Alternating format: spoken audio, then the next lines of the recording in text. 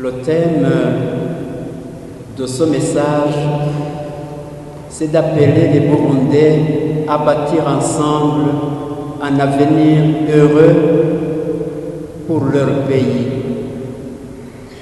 Avec ces paroles du prophète Isaïe qui disent « La justice produira la paix et le droit, une sécurité perpétuelle », c'est dans Isaïe au chapitre 32, verset 17.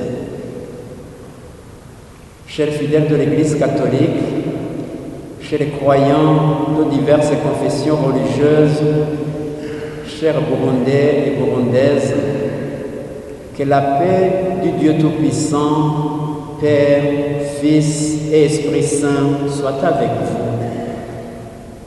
Premier point, la période des élections est terminée. Cependant, tout montre que ces élections, ainsi que les résultats qui en sont issus, n'ont toujours pas été appréciés de la même manière par tous. Il y a certains qui sont satisfaits car selon eux, les élections se sont déroulées comme prévu et qui trouvent que les citoyens ont tranché le différend qui opposait les politiciens.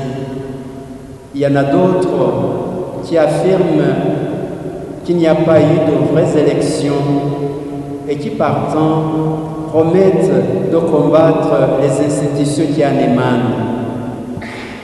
Nous, vos pasteurs, même si nous avons invité nos fidèles à aller voter comme la Constitution le leur permet, nous ne pouvons rien en dire.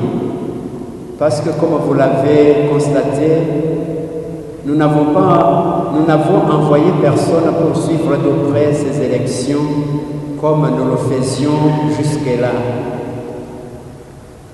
Nous constatons toutefois que les divergences d'appréciation de ces élections et de leurs résultats donnent lieu à des polémiques qui contribuent à créer un manque de sérénité chez les gens et qui maintiennent le pays dans une sécurité précaire et dans des violences.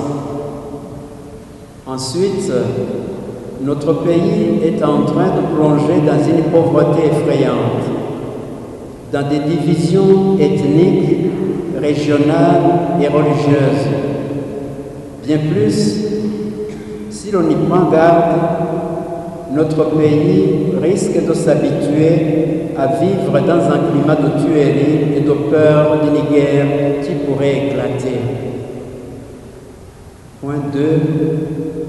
Nous, évêques de l'Église catholique, voulons une fois encore donner notre contribution sur ce qui pourrait être fait pour que le peuple vive dans la sérénité, que le pays retrouve sa vraie sécurité afin de pouvoir songer au développement de tous ses citoyens.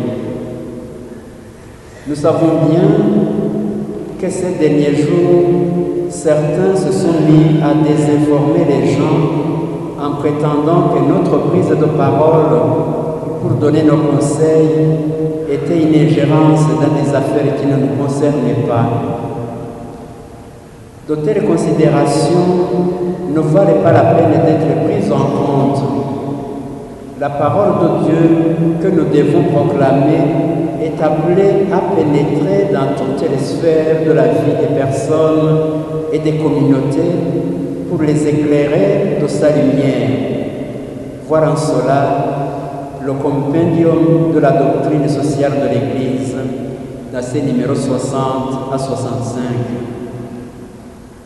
Il s'agit d'un document que peut-être beaucoup ne connaissaient pas, mais qui est à la portée de tous. C'est la doctrine sociale de l'Église qui donne les principes, en fait, de notre comportement comme chrétien catholique, dans la matière politique, ou bien la justice et tout ça. En effet, comme Saint Jean l'enseigne, le Verbe est la lumière véritable qui éclaire tout homme. Nous trouvons ces paroles en Saint Jean au chapitre 1er, verset 9. C'est pourquoi Jésus a laissé son message à ses disciples. Vous êtes le sel de la terre, vous êtes la lumière du monde. Ces paroles, nous les trouvons dans l'évangile de Matthieu au chapitre 5, du verset 13 à 14. Ainsi, notre mission, disent les évêques, est de faire pénétrer la lumière de la parole de Dieu dans toutes les sphères de la vie des communautés et des nations en mettant à contribution les acquis de la doctrine sociale de l'Église. Le point 3, quelle est la situation qui prévaut dans notre pays? Même si la période des élections est close et que les institutions sont mises en place, on ne peut pas ne pas constater qu'il y a dans le pays des signes d'un déficit de sécurité, surtout dans la ville de Bujumbura, voire même des signes qui manifestent des crimes qui sont en train de se commettre.